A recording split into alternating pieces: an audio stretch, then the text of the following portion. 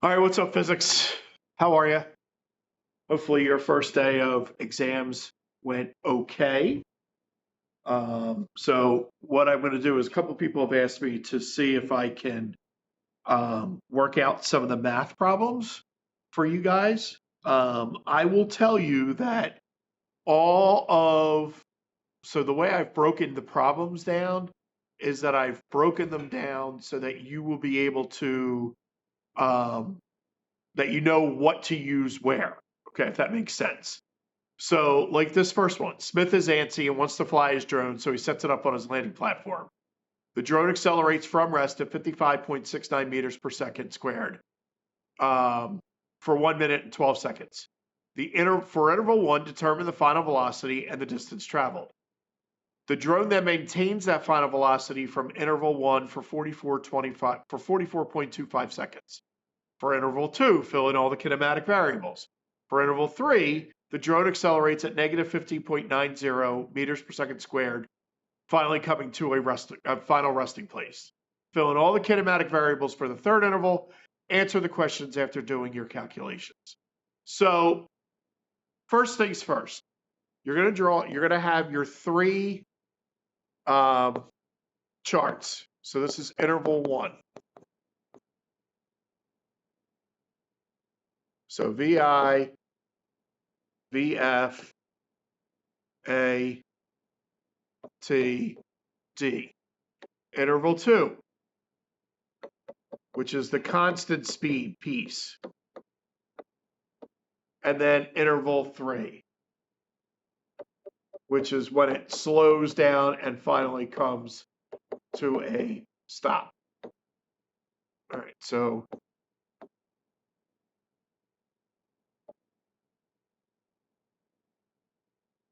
VI, VF, A, T, D, VI, VF, A, T, D.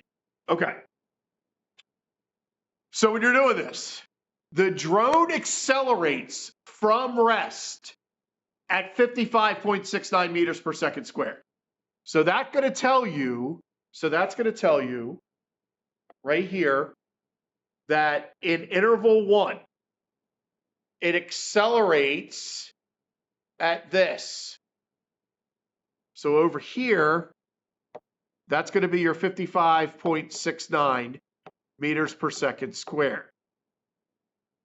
From rest, 0 meters per second. Okay?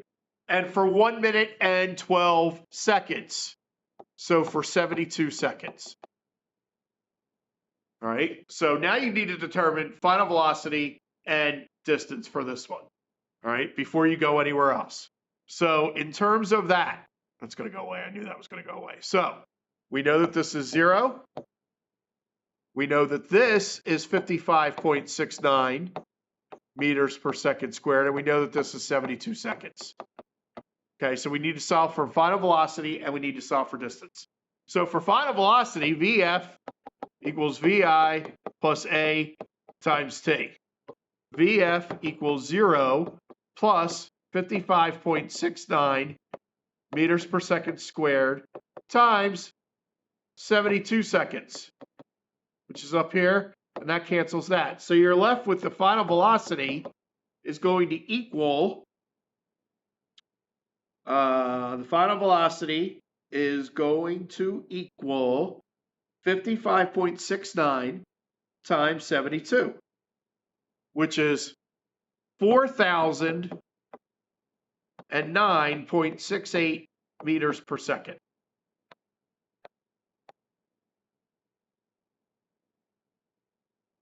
Okay, so there's that. That's your VF. Now you can solve for distance. Okay, so I'm going to take this equation out so I can solve for distance here. And when you solve for distance, to me, because VI is 0, I am going to use D equals VI times T plus 1/2 AT squared. So D equals 0 plus 0.5 times 55.69 times 72 squared. So you're left with 0.5 times 55.69 times 72 times 72. And what you come up with is D equals 144,348.48 meters. Sorry, I almost said meters per second, but it's meters. So that's your distance. 144,348.48. All right, so that's interval 1. Interval 2 maintains a constant speed. The drone then maintains that final velocity from interval 1 for 44.25 seconds. So that tells you that this is 44.25 seconds. It's 4,009.68 meters per second. The final velocity is going to be the same because it's maintaining, which means the acceleration is 0. It's not changing. So now you just have to find distance. So distance, for me on this one, I would use D equals 0.5 times 4.009.68 plus 4.4009.68 times T. So D equals, what's 1/2 of this? Well, it's only one of the numbers. 4,009.68 times 44.25 seconds. And your distance for interval 2 is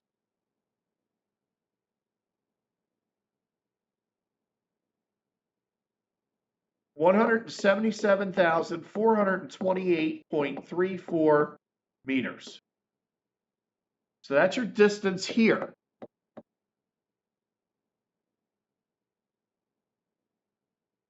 Okay.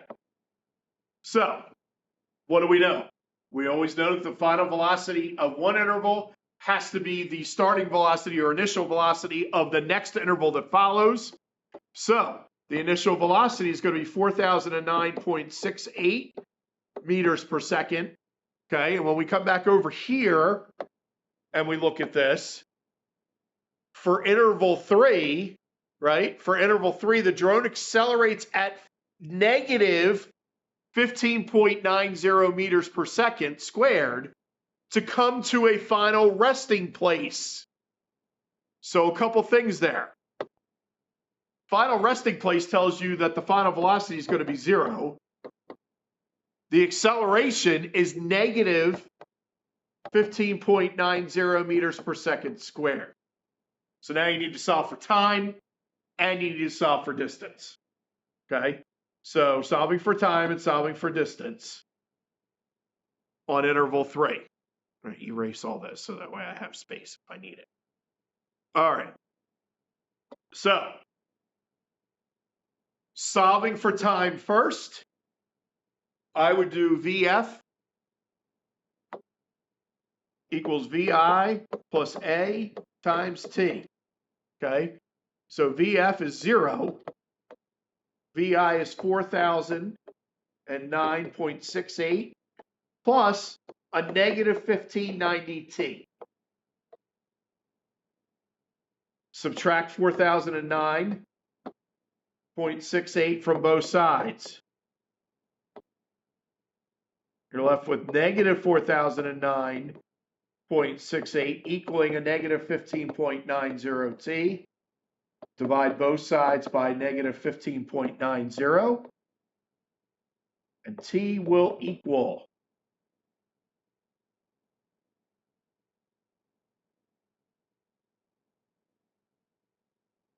252.18 seconds.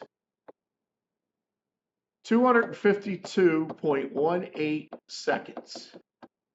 All right, and now if you want to solving for distance, because eventually you're going to have to solve for distance, I would do the same thing. I would do D equals 0.5 times VI plus VF times T.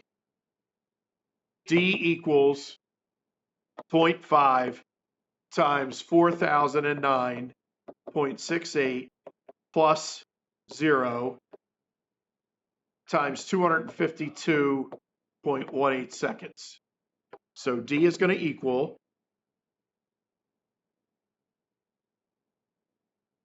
2004.84 times 252.18.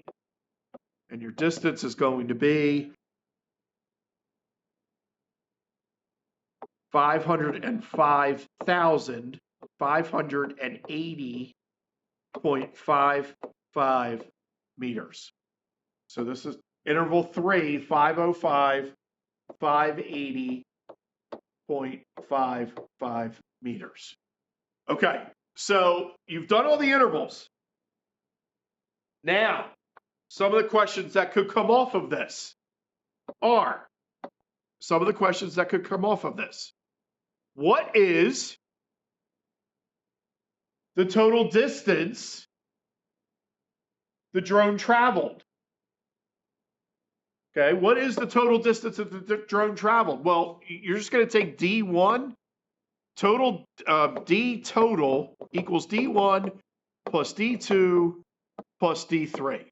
So it's going to be 144, 348.48 plus 177, 428 plus 34, and then 505, 580.55. And you just add them all together. Okay, so this is 7, carry the 1. I'm not even going to use a calculator. 3, carry the 1, 16, 17, carry the 1, 15, carry the 1, 7, 8, 13, carry the 1, 12, 17, carry the 1, 12, carry the 1, 5, 6, 7, 8. So the drone traveled in all 827,357.37 meters. Total distance. Okay. How long was the drone in the air? Give your answer in minutes and seconds. Okay. Give your answer in minutes and seconds. Well, 72 equals 1 minute, 12 seconds. Right? 44.25 is 44.25 seconds. All right. And then 252.18 seconds is, well, 60 is 1 minute, 120 is 2, 180 is 3, 240 is 4 minutes. So 4 minutes, and you're left with 12.18 seconds. 4 times 60 is 240. 252.18 minus 240, you're left with 12.18 seconds. Okay? So that's how you come up with that. So now, how long was it in the air? It was in the air for, you add it all up, it's going to be 3, carry the 1, 0.43, 6, 6, 7, 8, 5, 68. So that means that's a minute and 8.43 seconds. So it's going to be 6 minutes and 8.3 seconds. That's how long the drone was in the air. Okay? And if I wanted to ask you, I could also ask displacement. What's the total displacement? Well, it didn't say that it came back, and it didn't say that it overlapped, so therefore your displacement equals distance. So it's whatever this number is. So the total displacement would be 827,357.37 meters. That's both displacement and the distance. All right? All right, so that's the first one. That's going to be the hardest one that you guys have. Just so you know, that's going to be the hardest one that you have. The numbers are going to be different, so don't sweat that. I'm going to change the numbers around. All right, so a truck accelerates from rest at a rate of 37.13 meters per second. How far does it travel in 22.8 seconds? And what would the final velocity be? Same deal. VI, VF, A, T, D. So your initial velocity, how accelerates from rest.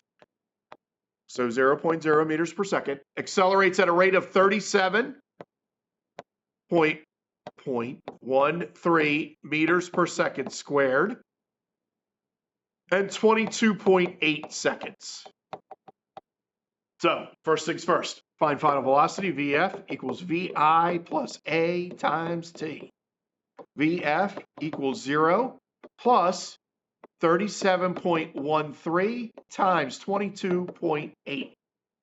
Your final velocity is going to be 37.13 times 22.8, which is 846.56 meters per second. 846.56 meters per second. Okay, and then to solve for distance, distance is VI times T. D equals VI times T plus 0.5 times A times T squared. D equals 0 plus 1/2 of A, which is 37.13 times 22.8 squared. So it's going to be 0.5 times 37.13, 22.8 times 22.8. So the distance traveled is going to be 9,650.83 meters. 9,650.83 meters. All right, that's the second one. That's the truck accelerates from rest. So be able to do some metric work. Be able to do some metric work. You're given the measurement.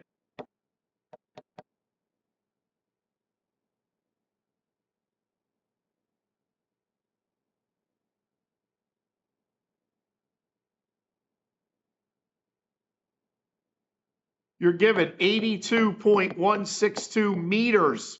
So that's going to go right at the base. If you go this way, to the left, you're going to move the decimal to the left. So it's going to be 0.82162 and 0.0826162. If you're going to the right, your decimal is going to move to the right, and you're going to go 821.62, 821.6.2, and 82162. All right? So that's the metrics piece.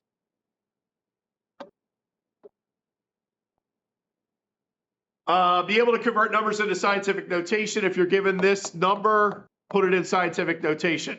Well, put it in scientific notation. It needs to be a number between 1 and 9.9 out front times 10 to some exponent. And it's whatever that exponent is how many you move it. If you move it this way, it's going to be a positive exponent. And if it's moving this way, it's going to be a negative exponent. Okay, so that's how that works. All right. A car with a mass of 800 kilograms is moving at a velocity of 25 meters per second. What is its kinetic energy? So, kinetic energy. We're going to do mass, velocity, and KE. Do we have the KE? No, we do not. We know it's 800 kilograms. and it's moving at a velocity of 25 meters per second. To find out kinetic energy, we know that the equation is 1/2 of mass times velocity. Kinetic energy equals 400 times 25. The kinetic energy of this car with a mass of 800 kilograms is 10,000 joules. So that's that. All right.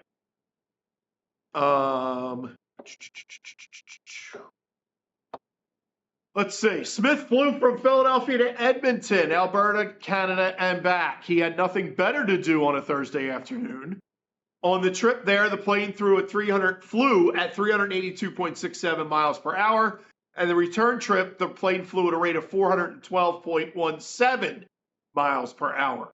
How long did the trip take to Edmonton if the return trip took 6 hours? Also, what is the distance traveled round trip? And what is the displacement?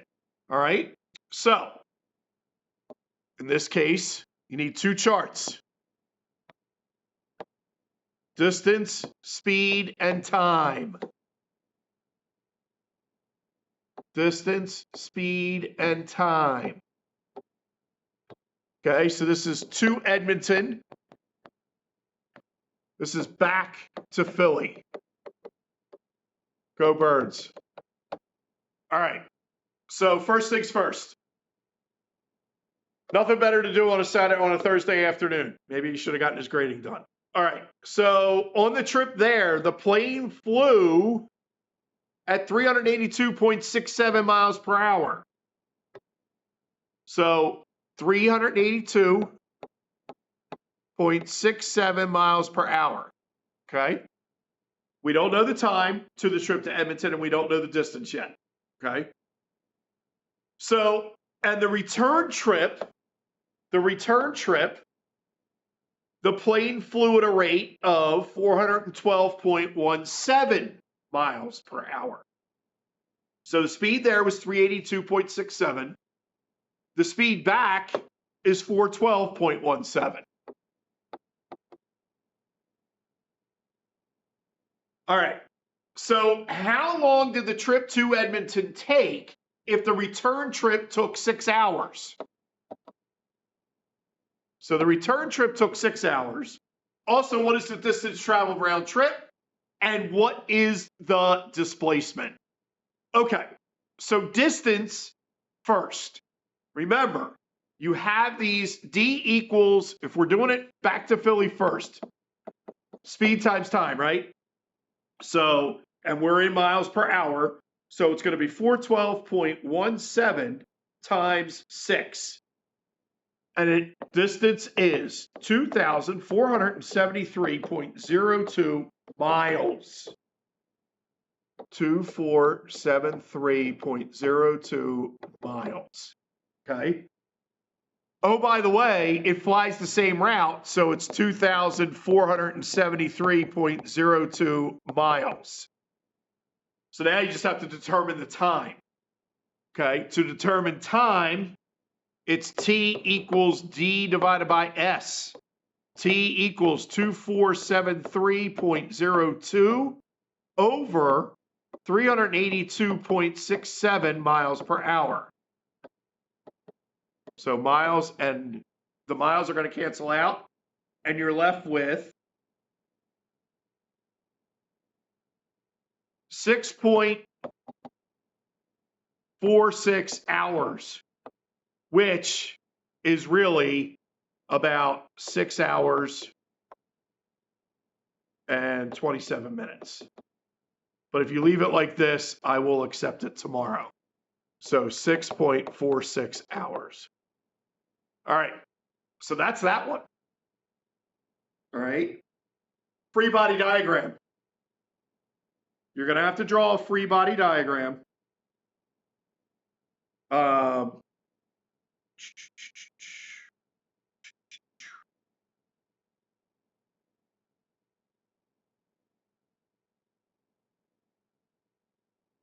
So draw a free body diagram for the following situation.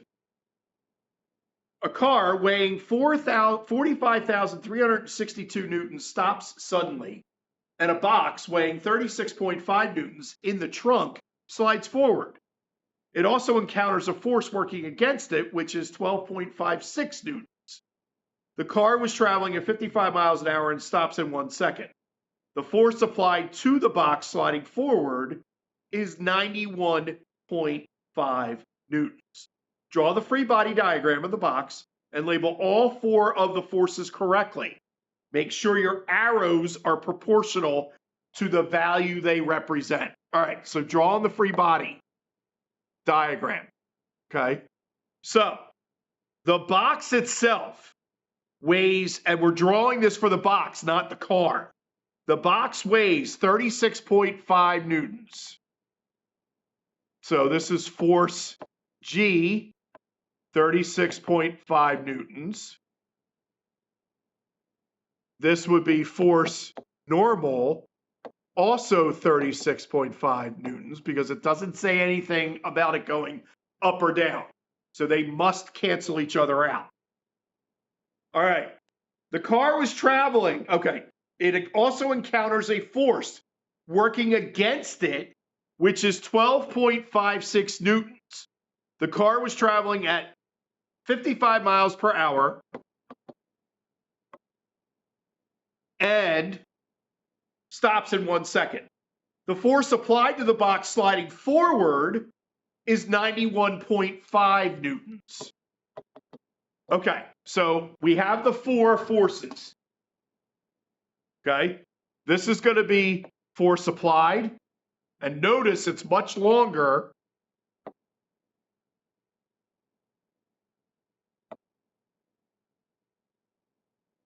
And then this one is going to be the force that's working against it is the force of friction. Okay, and it's 12.56 newtons. All right, so that being said, determine net force.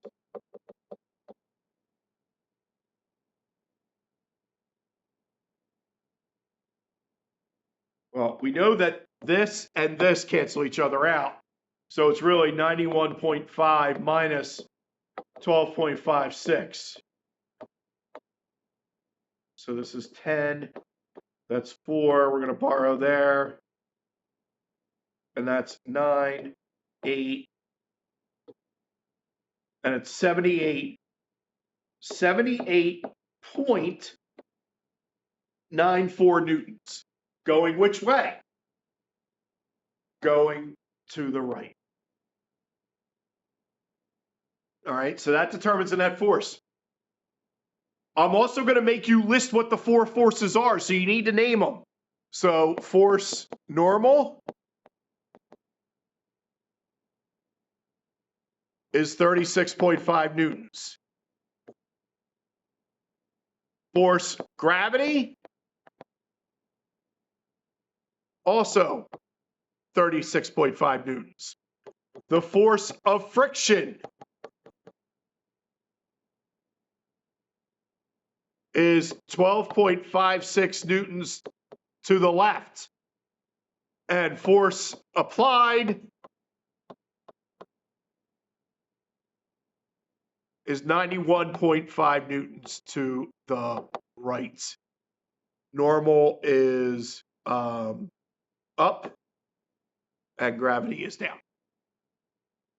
All right, that's that. Any questions? No? Send me a DM. I'll be at the game tonight, but send me a DM. I'll try to answer them. So that's all of the different types of math problems that you're going to see on the midterm tomorrow. For some of you tomorrow, for some of you Thursday. Don't sweat the multiple choice questions. You guys only have 20. Don't even worry about this part right here. I didn't put any of this on it. I didn't put any of that on it. I think I took this one out.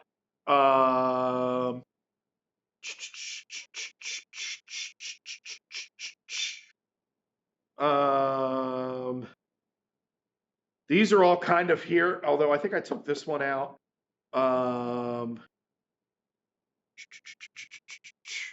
I think I took these out. I think I took this out too, because I didn't want to hear you guys like whining about it. And I took a lot of these out too, a lot of the scientific method ones, because they were I didn't like how they were kind of worded. So there might be one or two, but that's it. So the exam is really math. It's math heavy. It's 90 points for the math and like 25 points for the multiple choice. So that's what I'm saying. I'd rather you make sure you know how to do the math than the multiple choice, because there's only 20 multiple choice questions. All right, like I said, that's it. Good luck. Don't freak out about it. Like, seriously. And fill in whatever you can, whatever you know, make sure you fill it in on the charts, because they give points for each one of the blanks in the charts. All right, that's it. That's all I got. Smith out.